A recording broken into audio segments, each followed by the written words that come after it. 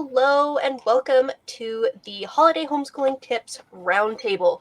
Today I have with me several guests. I have Isabelle, one of the other admins from Homeschool Quest, Jinnie from Farming Mom, and Sarah Takacs from Sarah's Writing Spot.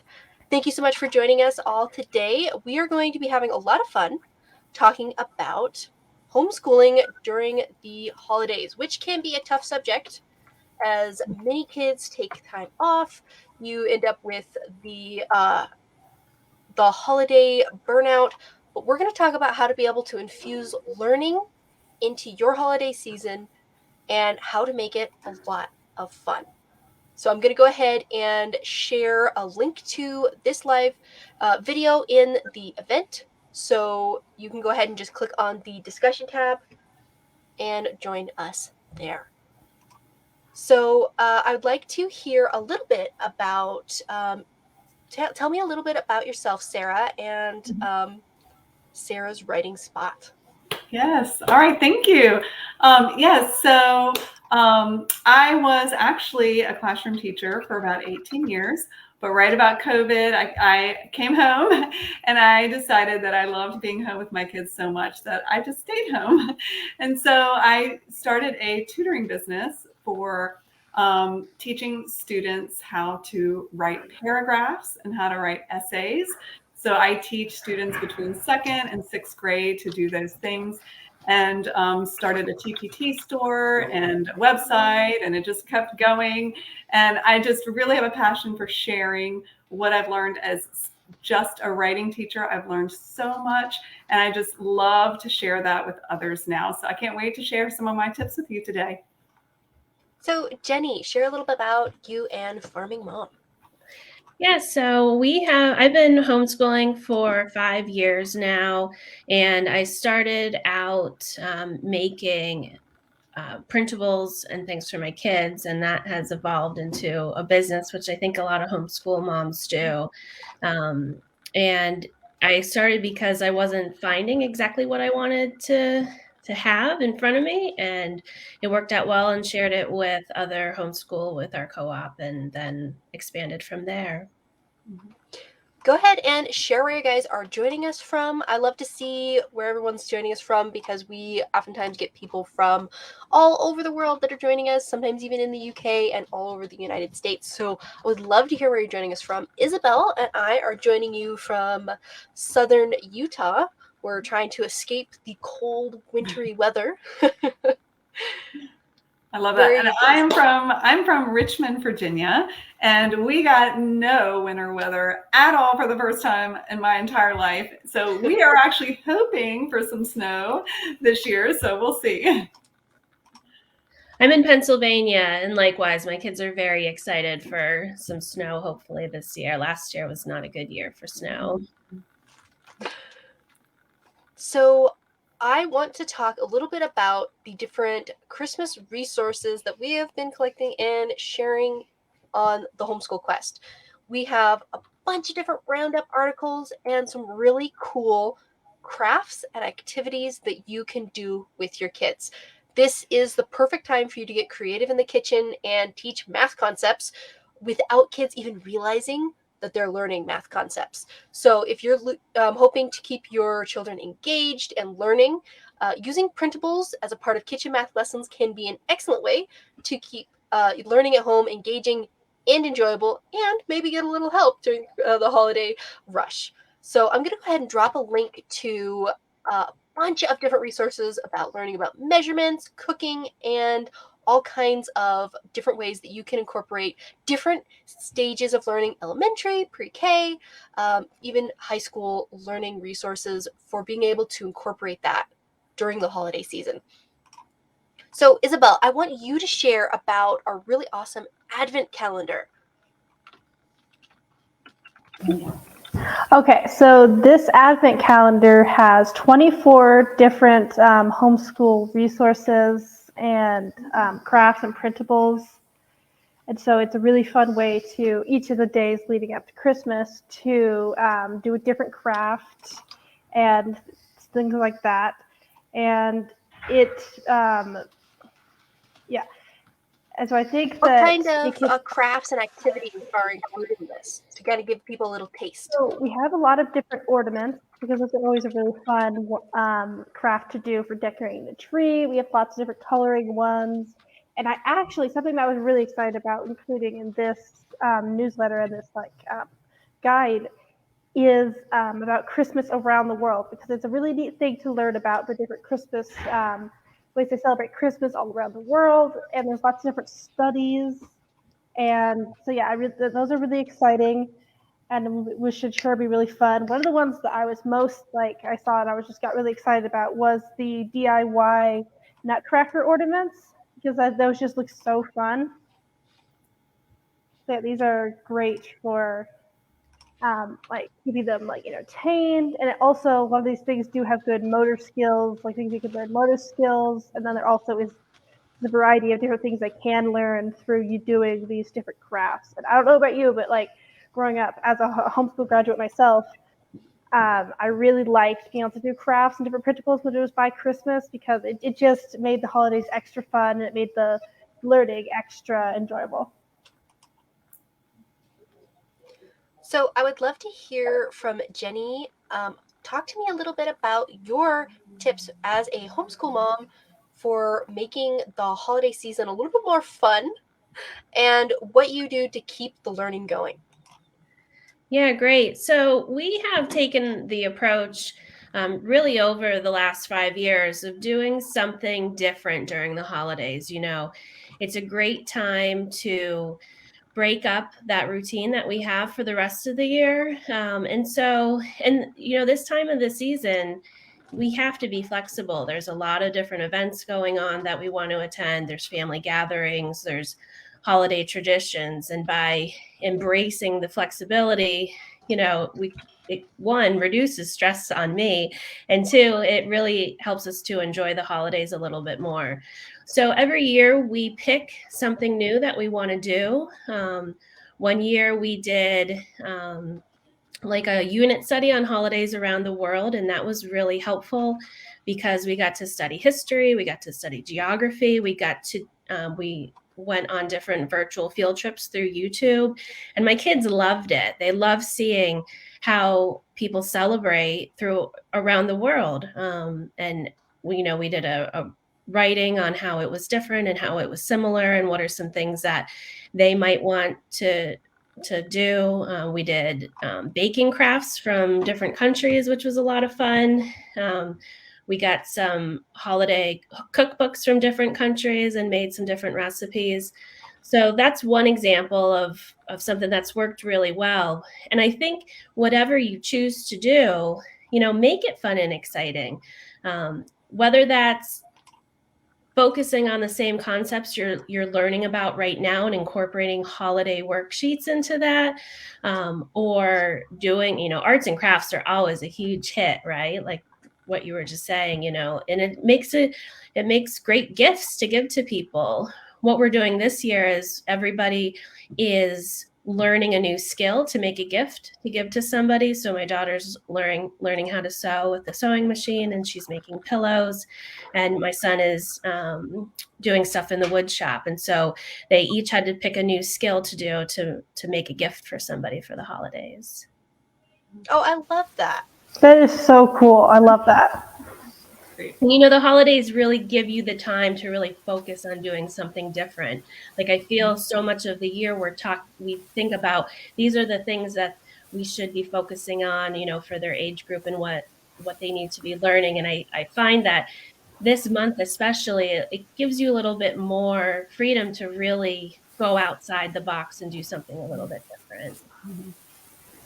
That is super cool. I know as a homeschool graduate myself, when I was doing homeschooling, was be able to have that freedom, like you were mentioning, during the holidays. I love that. I totally thrived like that. I think that's it's really good advice. Well, and both as as the teacher and the child learning, I mean, you're so wrapped up in all the holiday excitement that really, just engages everybody even more, because you just kind of wrap it all together. They're already in the mood.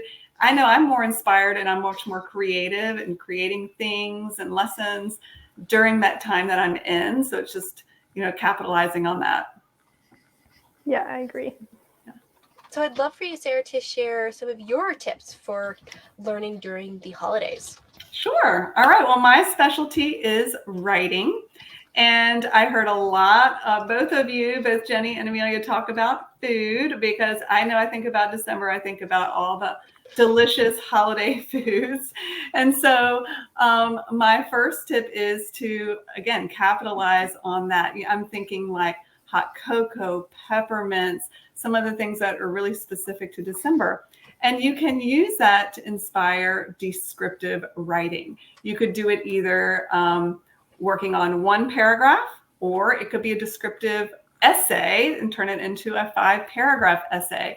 But either way, what I usually do when I teach writing, descriptive writing, is first of all, we talk about using our 5 senses. So we talk about how great writers talk about what they can see, smell, taste, hear, and feel. And I like to use a graphic organizer, kind of like this, if you can see it. And you don't need a fancy piece of paper. You can just take a piece of paper, plain piece of paper, or your journal, open it up, make 5 cells and put those 5 senses in it. And so what I like to do is give my students that I'm tutoring, I'll tell the parents to give them something yummy or delicious, like it could be a cookie or peppermint or brownies, whatever, during this time. And so what we do is we brainstorm together the way that item looks, feels, tastes, smells. And of course, anytime food is involved in a lesson, kids love it. And so after you've brainstormed and come up with all these great details, this is a great time to bring in a thesaurus, to look up sensory words. Once you've got this is the key to writing, is your brainstorm. Once you've got all those ideas down, then you can go and put it into a paragraph or an essay. And so that's one fun way to wrap up the holiday excitement. The other one, I'm going to try to screen share here, but those of you who are willing to branch out into a little technology, one thing I love to do is to use the Canva program, which is free. You can even go through your Google account and sign in. But if you go to canva.com, it is an awesome program you can use to design. Like right now I'm doing like holiday newsletters with my students. And so let me see if I can present one example here. I'm going to push present. Let's see if it works. Let's see. I'm going to show my, let's see. Well, I think I'm going to go to, I'll just make an example because I can only figure out how to do this. Okay. So can someone tell me if they can see that white piece of paper? Yes, we can. Oh, great. Okay. So this is the Canva program. Again, you just go to canva.com and log in that way, sign up. Now there's a pro version that does cost money, but you don't have to use pro to use the program. So first of all, you can choose what size piece of paper you want to use. I usually pick like this size sheet. You can even zoom in or zoom out on it. And I usually tell my kids to start with over here on the left. Can you see my little hand moving around? Okay, good. So over here where it says elements and where it says text, I know it can be overwhelming to see all of this stuff. So I usually say to start with these two. So like when you think of a newsletter, you think of like blurbs of information. So like if I click elements, I can click different shapes for blurbs here. So maybe I want to click on this one and I can kind of move it around to where I want to use it. And then I can go up here and change the color if I wanted to. So if I was having like a winter theme, I usually tell students to pick a theme. I have a student doing Christmas right now. So he's doing reds and greens and all of that. Once you've got a blurb, then you can go over here to where it says text and choose like a text style to do. So you can do like a heading, like you might have, my student right now is doing comedy corner for one of his little blurbs. And so what he's done is, we move it around like this. Let's see. You can also change up like the text style over here. You've got all these choices. It's so much fun to just play around. Kids love to get in here and just play with the technology. I mean, I usually let kids just play around for the first lesson and they just absolutely love it.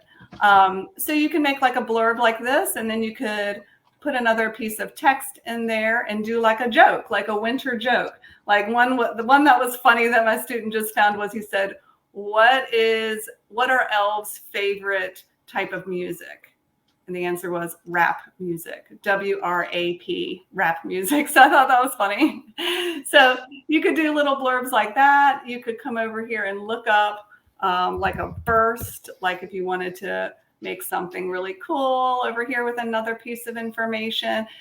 I've had students do like a fun facts blurb or a did you know blurb. I've had students do interviews that are around a theme. Whoops, I'm gonna put like speech bubble. So I've had students do like a little speech bubble you could stick in there and have another like interesting fact there. And then of course you would want like some type of heading. So you could kind of get fancy here. Maybe this was, I think my student named his like the Christmas Chronicles.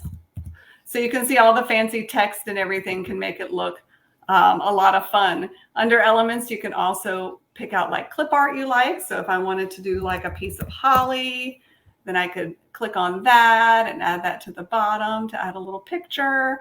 So then you can see that you can really have fun. And then you can even add pages. If you want to add an extra page, you just come down here and add an extra page. Usually my students like to do a few pages for their newsletter. So this is a lot of fun. I would really encourage you to give it a try, let kids explore. It's a great way to just have fun with writing. So let me see, I'm gonna leave, let's see, I don't know how to stop. Okay, did I stop screen sharing? Yes. Okay, I did it right. All right, so there you go. So we have a couple of new people joining us. Hi, Stacy and Ashley. Thanks for joining us. So I wanted to share with you guys some tips that I actually got in the latest issue of the Homeschool Quest magazine. We have an article from Kimberly from Spunk and Tenacity, and if you attended our live art class yesterday, you will know all about her. So we had really a lot of fun doing a reindeer painting party. And I want to share with you some of her tips for homeschooling during the holidays. So she recommends that a couple of things. You can plan themed learning days, such as, you could do math, which involves counting Santa's reindeer on a printable, geography, all about mapping Santa's flight.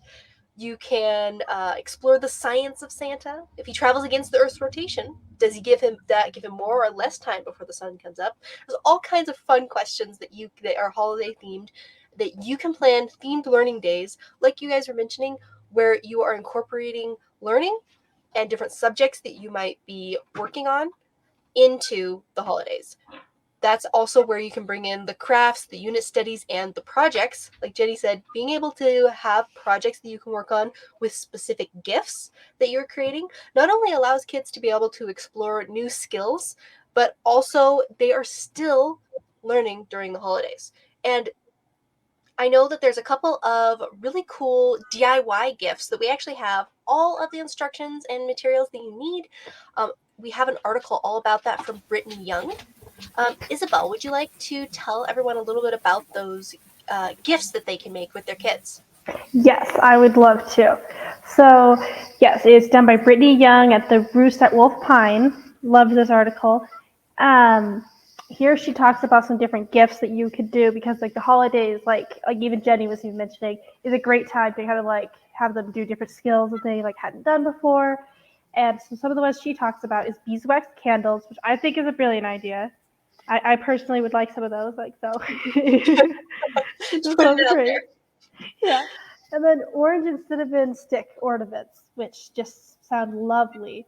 And then she has all the different like materials you need and all the steps. And these are really definitely like kid safe, so like it's perfect for the whole family. And it's a great thing to do to like as a family project. And so yeah, I really like these ones. And if you see the images in here, they're just so cute. And one of the things she was mentioning is she actually likes to add a tag to each of the gifts with their favorite holiday poems or song lyrics to add that personal touch. And And that helps you to be able to practice a whole bunch of other skills. That's copy work, and allows you to be able to practice handwriting.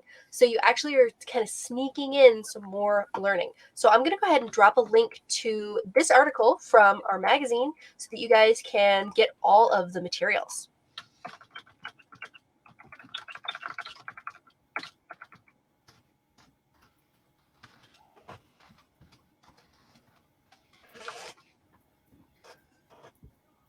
So some of the other tips that Kimberly went over is doing read alouds and during the holidays is a great way to be able to continue learning and create some really cool memories, especially if you have kids that you have multiple different age ranges that you are homeschooling. Having the older kids read a picture book to the younger kids not only keeps everyone busy, but it also helps them to practice their reading skills, and for the little kids to be able to be introduced to fun holiday stories, expand their vocabulary, and is a really neat way of being able to incorporate learning during the holidays. You can, part of being successful during the holidays is including a little bit of routine, but not getting so stuck on the structure. So set a daily goal, even if it's just a small goal. Don't get stressed out by trying to fit all of your regular learning into the day. You're going to be busy. You're going to have all kinds of things that are going to be distracting. Who knows? Maybe it'll snow and everybody wants to go outside.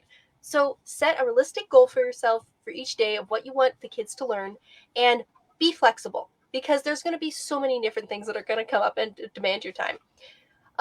Amidst all this excitement, it is actually important to plan for some quiet time, whether that is having everyone do crafts while you're able to have just a moment of quiet.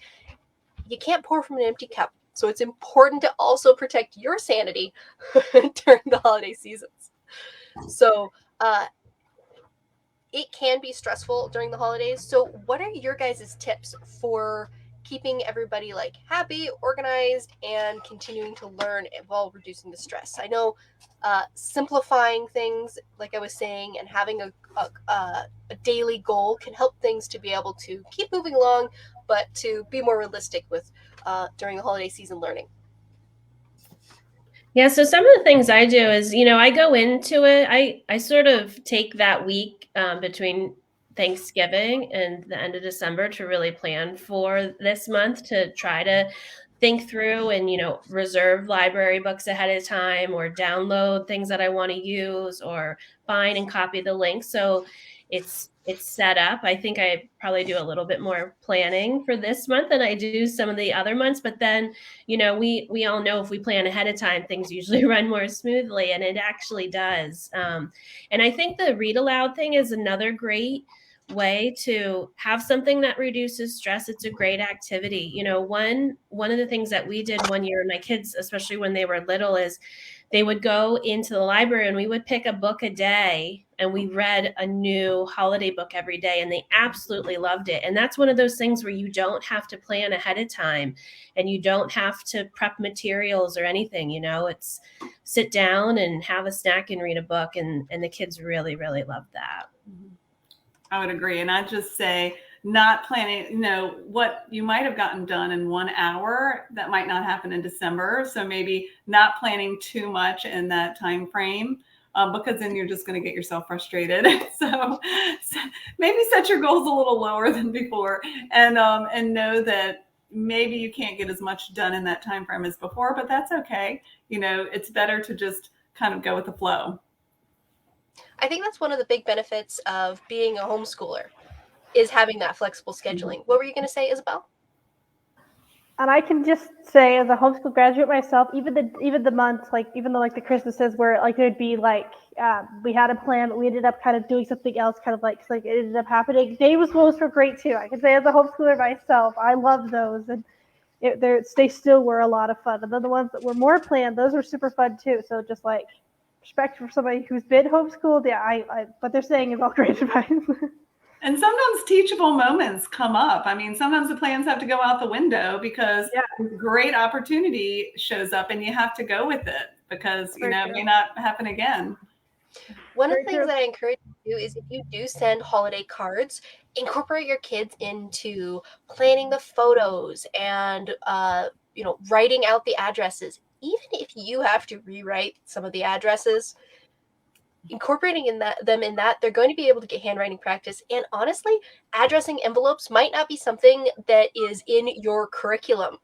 And this might be a good opportunity for them to learn about where you're supposed to put the address, what you're supposed to put on there, and you can be able to have them help kind of take a little bit of the burden off of you, especially if you have kids that are in like middle school or high school.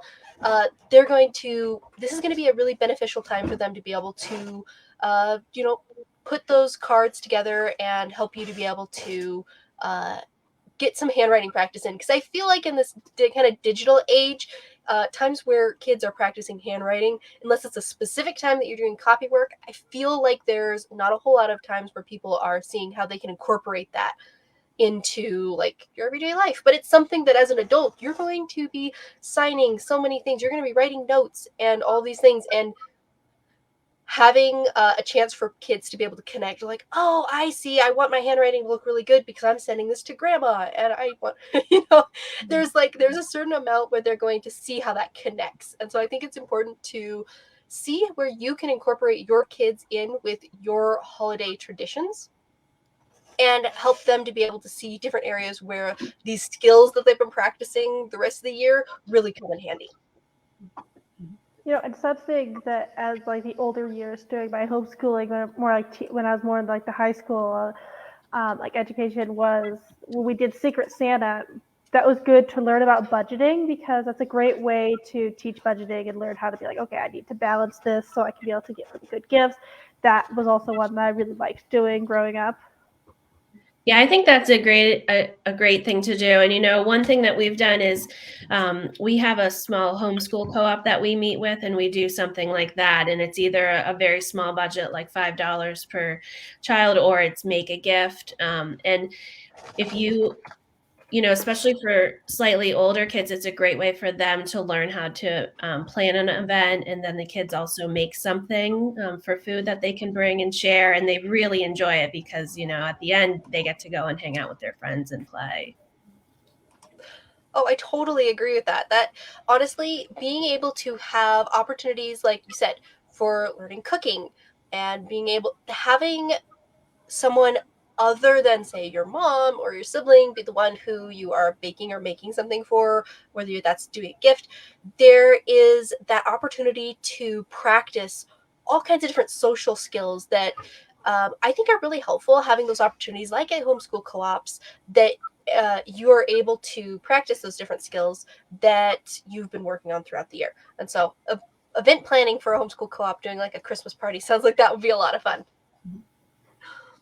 And even like with what Sarah, the newsletters that Sarah did, those are also like really great. Like you could even have, let's say, the siblings do one for each other and things like that. And that's what, like, I saw that. I was just like, that is so cool. If I was homeschooling and I saw that, I would have totally loved that. I actually had one homeschooling family who had 3 girls, and they created one that was so adorable called the Girls Gazette. And so even though one was like kindergarten, one was 3rd grade, one was 5th grade, they all were able to incorporate it. Like the kindergartner was doing like the art corner. So she would draw pictures that would be premiered in the art corner. And, the older one was writing. One cool thing she did would be stories where she'd write one chapter, in a column, and you'd have to wait for the next magazine to come out to see the second chapter. When I'm talking about those ongoing stories, in newsletters. And they had a charity corner. They had surveys. So they would hand out their newsletter. They'd print it off, give it to friends, or family, extended family. And that would have surveys and responses and puzzles in it so that people, they weren't just doing it for themselves. It was like they were truly handing that out and sharing. So it's a lot of fun. I think there's a lot of different ways that you can make the holidays fun. It's really important to remember that as homeschoolers, we have way more flexibility. So if you are finding that the math just isn't clicking for them, you can switch to a different topic. You can do a craft. You're still going to be practicing fine motor skills, especially for younger kids. And remember that you have the whole year to be able to homeschool your kids if you're doing year-round homeschooling. And you can always catch up in the summer if you do like during a certain time of the year. Don't put that stress on yourself that if they don't get this skill today, they are going to be able to learn that skill later when they're not as distracted. So don't put a ton of pressure on yourself. Make it fun, keep the learning going, but remember that this is a time for making memories as well as learning. Yeah, I think that's great. And I also think, going off, if you do have something that's not working for you, like a math curriculum, it's a great time of year to sit down and reflect about what's been going on. You're either halfway through the school year, or if you're going all year, it's the end of the year type thing. And, while you're doing something a little bit different, it's great to get to have a discussion with everybody about what's working well, what did we do really well in the past few months? What were our accomplishments? What isn't working so well? And are there things that we'd like to change, for the next few months? I think it's a good time of year to have that conversation. And Jinnie, to piggyback on that, that goes right into the new year. And so if you're a homeschooling family who takes a break over the holidays and then you start in January, that is a perfect time for you to take those reflections from December. And then January is an awesome time to start fresh and new. So if something's kind of been lagging, you can start a new routine or start fresh and new in January. That's a great time to get ready for that. Even if you are you take the summer off or you homeschool all year round, January is a great time to be able to switch things up. I absolutely agree, because it's a whole new year and you can have a fresh perspective. It's important not to, if a curriculum isn't working for you, you're a kid, even if it worked for a kid before, I come from a family I have 4 siblings, and there was a lot of overlap with certain curriculums where we're like, we love this math curriculum, it works really well. And then there was history, and everybody seemed to learn history better through a different way, whether that was a different type of history curriculum or documentaries or hands-on activities. And so don't be afraid to change it up if a curriculum isn't working for you. There's also a chance that when you come back to it in a couple of months after you've done some printables and some other activities to kind of fill in, you have to remember that there is so much time for these kids to get these subjects that you want them to be lifelong learners. So encouraging their love of learning is just as important as the facts that they are learning and the information they're learning. So Stacy Warwick wanted to add that her family has enjoyed having a small sign or poster hung on our fridge with a list of activities that they hope to do each holiday. They now do this every month. So it's a great reminder to slow down and fit these things in when they're having a hard day or need a break, or if you're ahead of the schedule and you have extra time. Her kids help them come up with the activities that they put on their bucket lists. And then we don't have to check all the boxes, but it's nice to have a goal and have some fun things that you can switch to. I love that tip. Thanks for sharing, Stacy. Yeah, I love that too. I definitely like that. It's super fun. Mm-hmm. So I would love to hear from you guys if you guys are doing any holiday offers or if you have any holiday activities that you wanted to share with our audience. We're talking a lot about resources that people can get. So Sarah and Jinnie, do you guys have some resources for families during the holidays? Well, thank you for giving us that opportunity, Amelia. I do have a special holiday offer that's going on just in December. And like I said before, I focus on teaching paragraph writing and essay writing. And one thing that, I hear from a lot of parents, they tell me it's just really hard to get started on that essay. They don't even know where to start or how to go through an essay unit or, really how to meet the needs of their child. And it's just kind of an overwhelming process when you're going from one paragraph and you're jumping to 5. And when do you start and all of those questions. So I ended up creating a pre-recorded video series that takes students from the very beginning. We even review how to create a proper paragraph. We dig into all the background of what a great essay looks like. And I created a video series that takes you from beginning to end. And I actually write along with the students, and we take turns. Like, I break it down into these tiny little pieces where I model a sentence, they write a sentence. We're really going sentence by sentence. It's really for that first essay experience. And so I decided for the holidays to put it on a major sale. It's 80% off right now. Wow. It's for $29 for the whole thing. And it literally is a month of lessons where you just have to click play and I do the rest for you. And it comes with lots of printables that I sell in my TPT store, and they are part of that program too. And so, this is a great time to hop on it because that price is not going to stick around. But for the month of December, it is. So if you go to sarahswritingspot.com/essay-course, I can even put it over there in the side chat. You can go there now and get it for that discounted price. Yes, that is super cool. Wow.